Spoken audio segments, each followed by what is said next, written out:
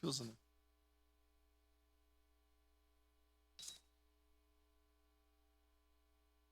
Em discussão única e votação, projeto de lei número 181/2024, contido no processo 229/2024, de autoria do vereador Fiuza, que denomina via pública municipal do loteamento Moinhos de Vento 2, bairro Nossa Senhora de Saúde, com o nome de Rua Itacir D'Ambros. Vereador Gil, relator.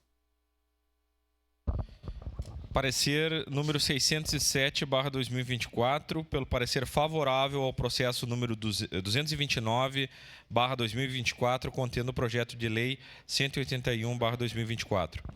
Recebe esta Comissão de Desenvolvimento Urbano, Transporte e Habitação para análise e parecer do projeto de lei supramencionado, de autoria do vereador Elisandro Fiuza Gonçalves, que denomina via pública do loteamento Moinhos de Vento 2, bairro Nossa Senhora da Saúde, com o nome de Rua Itacir D'Ambros.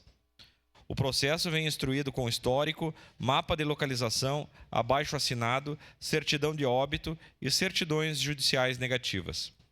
Baixado à Secretaria Municipal do Urbanismo, manifestou-se junto ao processo, informando que a via em questão a ser denominada, codificada sob o número 361217, no bairro Nossa Senhora da Saúde, regularizada pela Instrução Normativa 01/2007, com o nome de Rua Itacir D'Ambros, consta na cartografia do município, conforme mapas desta secretaria, portanto, integra o sistema viário oficial do município. Baixado à Comissão de Constituição, Justiça e Legislação, a mesma manifestou-se pela legalidade a este projeto de lei. Ante ao exposto, esta Comissão de Desenvolvimento Urbano, Transporte e Habitação manifesta-se de forma favorável ao processo número 229/2024, contendo o projeto de lei número 181/2024. Caxias do Sul, 14 de novembro de 2024, 149 anos da colonização e 134 da emancipação política.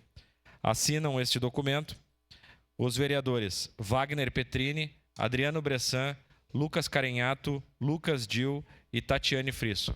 Era isso, presidente.